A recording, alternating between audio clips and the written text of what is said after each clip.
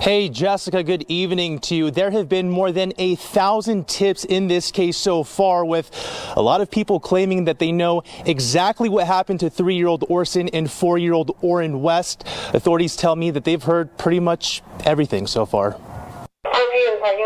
Requesting an ETA. It's been a long 6 weeks at the California City Police Department as the search for the 2 missing toddler brothers continues, and there's been no shortage of tips reported to police. At the height, very early on, we were probably getting anywhere between 20 and 40 calls a day. Things have slowed down a little bit since then. Between 5 to 10 tips are now reported a day.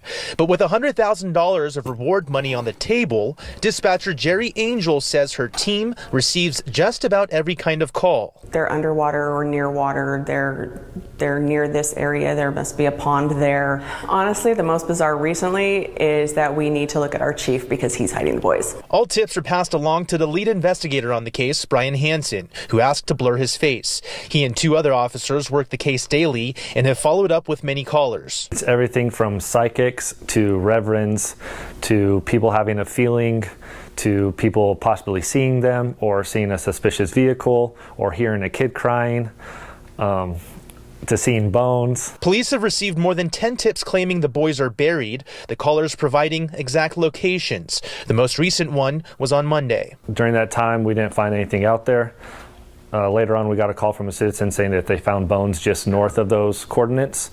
We went back out there and talked with the coroner's office, and they confirmed that those were in fact animal bones. As the search continues for the 2 missing boys, police received a call on Saturday that put the department on edge. As soon as I got the call, yes, my heart stopped. Police were told an 11-year-old boy ran away from home at about 9 p.m. and couldn't be found. Officers were able to locate the boy a few blocks away a couple hours later. You know, our anxiety level is like this high right now.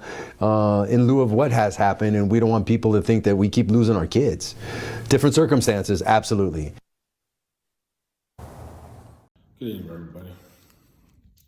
Good evening to everybody assisting in the search for Orrin and Orson West, Cal City, and the Kern County area.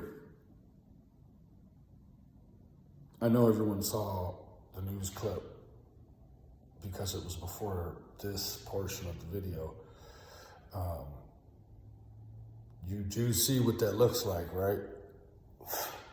Although the legitimate tips that are screened through and legitimized the best they can are followed up on, but you can see how in a situation like this that all leads have to be followed. And so we get to a point in a thing like this where, everyone becomes, or rather the situation becomes what seems like it's more dire.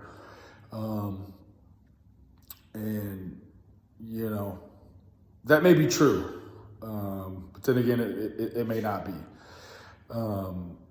So with that being said, got to be really careful about, again, here I go again talking about due process, right? So, a lot of you people, if you cared about making sure whomever is involved with this situation, you want to make sure they get a conviction at the end, right? Because quite frankly, let's be honest, we're not going to burn whoever's responsible for this. We're not going to burn them at the stake. Right? Everyone understands that. We're not going to shoot them or, light them on fire or anything like that. We're going to imprison them at best, hopefully, right? And so in order to make the conviction as solid as possible, you have to let due process work its course. I know with the pandemic, everyone is cooped up inside, and thank you and salute the searchers that are actually out there on the ground, doing it in the midst of all of this. It's you guys are heroes, but there's a way to handle these things. And, the way that it seems as if it's being handled isn't what's up. Everything that happens behind the ball field doesn't have anything to do with the game, right, people? So Let's try to put our unbiased jacket on, right? Because if we are focused at looking at one thing for very long, we miss everything on the side, in the back, and what's further in front of us down the road. So let us not get boggled down with the details, the really fine print details, and the things that go on behind the scenes, guys. That it has no bearing.